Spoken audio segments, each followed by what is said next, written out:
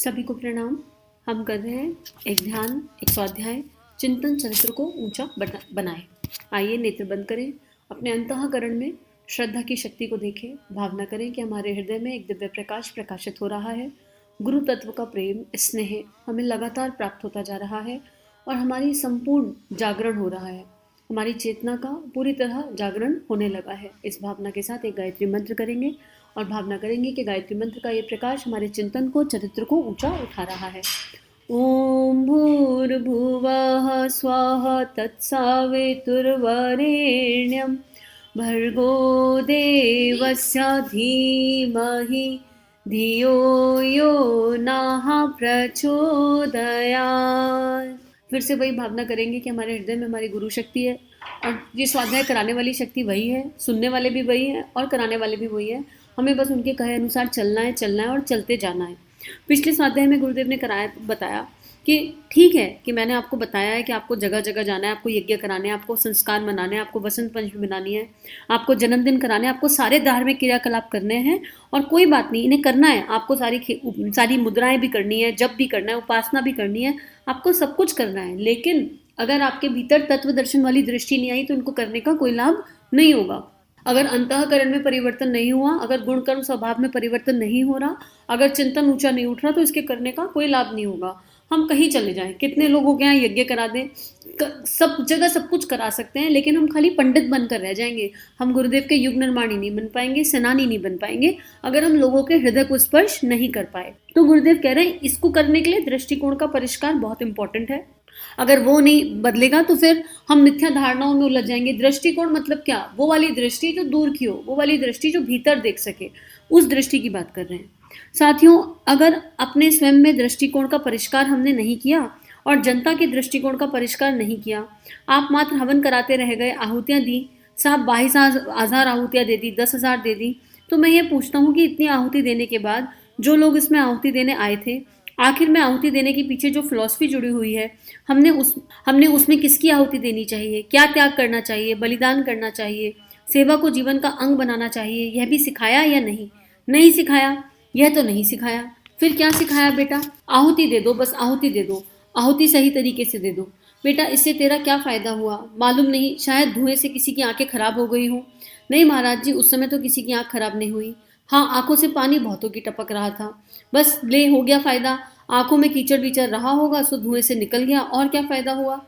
बेटे ठंडक में हवन कराया था या गर्मी में? गुरुजी ठंडक में। अच्छा, तो एक फायदा यह हो गया कि जाड़े के मारे जो लोग कांप रहे होंगे वो हाथ सेक रहे होंगे और हवन भी कर रहे होंगे। कोई फायदा हुआ? नहीं हुआ।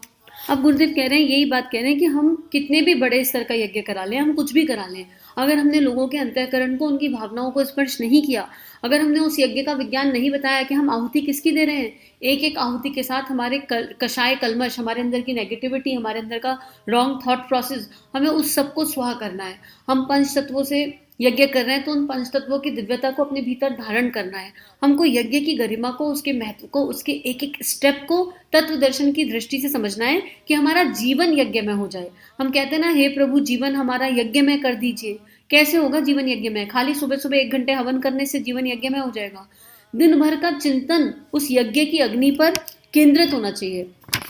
दिन भर का चिंतन एक यज्ञ के समान जीवन होना चाहिए, क्योंकि यज्ञ की अग्नि क्या होती है? ऊपर की ओर उठी रहती है, प्रकाश होती है, एक तीव्र दिव्य प्रकाश होती है।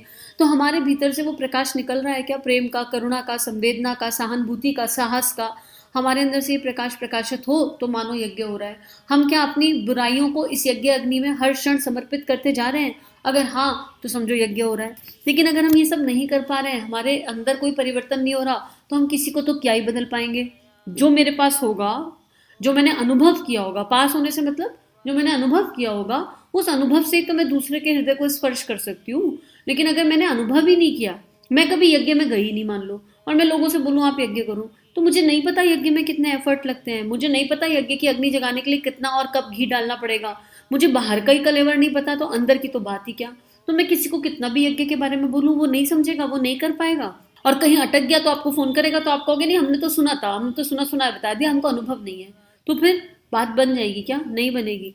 तो ये यात्रा अनुभव की यात्रा है। हमारे अंतःकरण में वो जो स्पार्क है ना, वो जागना चाहिए, और वो श्रद्धा की शक्ति से श्रद्धा के आधार पर नियमित उपासना से और समर्पण से जाग सकता है। तो आज समर्पण ही मांग लो भगवान से, कुछ नहीं, भगवान से मांगने योग्य अगर कुछ है तो वो समर्पण ही है कि प्रभु बस हम आपके बताए रास्ते पर चल सके। माना हम में बहुत बेकार है, माना हम में बहुत कमियां हैं, लेकिन फिर भी हमारा अंतःकरण बस आपको पुकारता रहे और आप उस पुकार के आधार पर हमारे कदम बढ़ते चले जाएं। आगे गुरुदेव लिख रहे हैं, सोने का नेवला। अब इसका क्या मतलब है मित्रों? हवन का, कर्मकांड का जो मूल लाभ है वह उसके चिंतन का लाभ है, दृष्टिकोण के स्तर की ऊंचाई बढ़ाने का लाभ है। आप यह बात ध्यान रखना, प्राचीन काल का इतिहास और नया इतिहास यह बराबर बताते हैं कि यदि क्रिया कृत्य सामान्य हो तो भी उसके फल असामान्य होंगे। पिछले शिविर में एक दिन मैंने आपको एक नेवले की कहानी सुनाई थी। एक ब्राह्मण थे जो 4 रोटी का अनाज कहीं से लाए थे और भूखे रहते हुए उन्होंने चोरी 4 रोटियां दान कर दी। रोटी एक चंडाल ले गया, उसके झूठे पानी में नेवले को थोड़ा अंग भीग गया और वह सोने का हो गया। भगवान श्री कृष्ण ने जब पांडवों का यज्ञ कराया तो उसमें वह नेवला गया और कहने लगा कि साहब इस यज्ञ का इतना पुण्य नहीं हुआ। तो महाराज जी किससे पुण्य होता है? इससे पुण्य होता है कि तुम अपनी थाली में एक एक रोटी और रख लो और जो भी आदमी आए उसे 4 रोटी दान कर दो। महाराज जी तो क्या नेवला इससे सुनहला हो जाएगा? नहीं। अच्छा तो मैं 4 रोटी की जगह 6 रोटी रख दूं अथवा 1 किलो आटे की थाली रोटियां रख दूं और दान कर दूं तो भी नहीं होगा। क्यों? इसका अर्थ तो समझता है, वह दृश्य, वह कृत्य समझ, पदार्थ का समझता है, यही मतलब है ना तेरा। लेकिन पदार्थ का मूल्य क्या हो सकता है, क्या महत्व हो सकता है? इसको स्टोरी को ना समराइज कर लेते हैं। गुरुदेव क्या कहना चाह रहे हैं? गुरुदेव ये कहना चाह रहे हैं कि रोटी दी, दान में दी, लेकिन उस ब्राह्मण ने क्या किया? उसने अपने हिस्से की रोटी दे दी भावनाओं के आधार पर। ऐसे तो हम कितना भी मर्जी दान कर दें, हम तो रोज भगवान जी को रिश्वत देते हैं, 1.25 मन लड्डू चलाएंगे, 2 किलो लड्डू चढ़ाएंगे, तुला दान करेंगे, ऐसा दान करेंगे, वैसा दान करेंगे, हम बहुत सारे दान कर रहे हैं। हमारी भावना क्या है उस दान के पीछे? बात वो है। अगर हमारी भावना सार्थक है तो वो दान सार्थक हुआ, और नहीं है भावना सार्थक तो आप जितना मर्जी दान कर दो उसका कोई लाभ नहीं है, और कोई से भी स्तर का दान कर दो उसका कोई लाभ नहीं है। लेकिन अगर दान में भाव जुड़ा हुआ है और बहुत ही शिद्दत वाला भाव है, जितना गहरा आपका भाव उतना ऊंचा आपका दान, और उसमें भी अकर्ता भाव है, निष्काम भाव से किया हुआ है, तो और भी बढ़िया बात। तो यहाँ गुरुदेव यही कह रहे हैं कि अनाज का पुण्य करने से क्या हो जाएगा? कुछ भी नहीं होगा। उसका एक ही आधार है और दूसरा आधार नहीं, उसका नाम है दृष्टि। अभी मैंने आपको उस आदमी का हवाला दिया जिसकी 4 रोटियों ने यह कमाल कर दिया कि नेवला सोने का हो गया। उसके पीछे की दृष्टि और फिलॉसफी क्या थी? वो फिलॉसफी यज्ञ हो गई। यज्ञ मतलब देने का भाव है ना। तो हम जीवन भर यज्ञ कर सकते हैं, हम जीवन भर यज्ञ कर सकते हैं, हर क्षण यज्ञ कर सकते हैं, क्योंकि यज्ञ अर्थात देना। अब गुरुदेव ने कल परसों मुझे कितनी सुंदर बात समझाई आप लोग के माध्यम से, सबके कलेक्टिव एनर्जी के माध्यम से, कि मैं यहाँ व्याख्यान नहीं कर रही हूँ, मैं स्वाध्याय कर रही हूँ, अपनी आत्मा के लिए कर रही हूँ। और अपनी आत्मा के लिए जो स्वाध्याय कर रही हूँ उससे जो प्रकाश मिल रहा है, अगर उससे किसी का लाभ हो रहा है तो बहुत अच्छी बात है। लेकिन मेरा मूल intention should be always clear कि मैं स्वाध्याय कर रही हूँ स्व का अध्ययन। एक एक पैराग्राफ के साथ मुझे बस भीतर चेक लगाना है कि जो गुरुदेव यहाँ कह रहे हैं वो और मेरे जीवन में क्या अंतर है। क्या जो गुरुदेव कह रहे हैं वो जीवन में उतर गया अक्षरश या नहीं उतरा?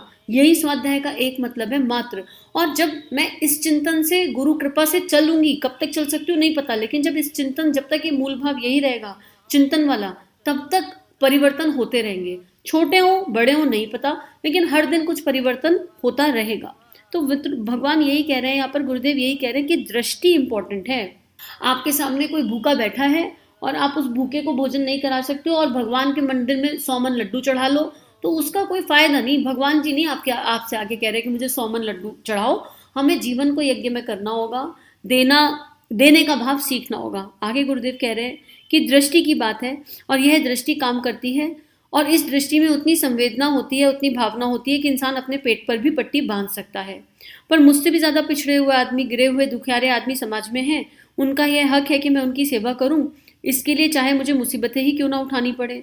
यह दृष्टि, यह निष्ठा, यह आस्था, यह विश्वास इतना शक्तिशाली था कि देवताओं के सोने के सिंहासन हिल गए।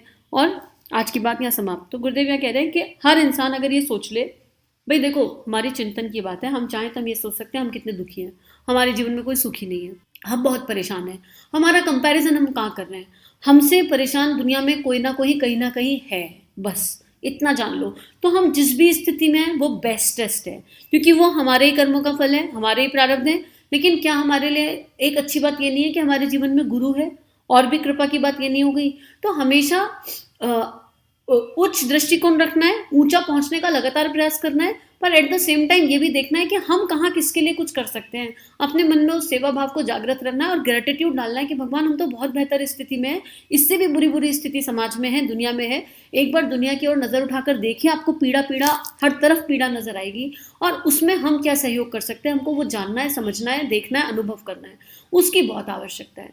तो ये पुस्तक यहाँ समाप्त होती है और इस पुस्तक के मोटे मोटे जो मुख्य बिंदु हैं बस वो यही हैं कि दृष्टिकोण बदल जाए, दृष्टि बदले तो सृष्टि बदल जाएगी, क्योंकि दृष्टि बदलने से सोचने का तरीका बदल जाएगा और जिसका सोचने का तरीका बदल गया उसका इनर ट्रांसफॉर्मेशन हो जाएगा और इनर ट्रांसफॉर्मेशन हुआ तो पूरा चरित्र ही चेंज हो जाएगा, अपने आप एक हाई एंड चरित्र हो जाएगा। इससे ज़्यादा कुछ भी नहीं है और ये ज़्यादा भी है और कह लो सिंपल भी है। बस करने की बात है कि हम तैयार हैं करने के लिए। तो आज से हमें क्या करना है, हमें इस पूरी पुस्तक का स्वाध्याय करने के बाद ये समझना है कि हमको अपने हर कर्म के पीछे के मूल भाव को देखना है और देखना है कि वो यज्ञ में कर्म हो रहा है कि नहीं, उसमें देने का भाव कितना छुपा हुआ है, बस इतना जानना है। तो अब आज के लिए इतना ही। हम सभी का जीवन गुरु शक्ति के दिव्य सूक्ष्म सानिध्य में मंगलमय है।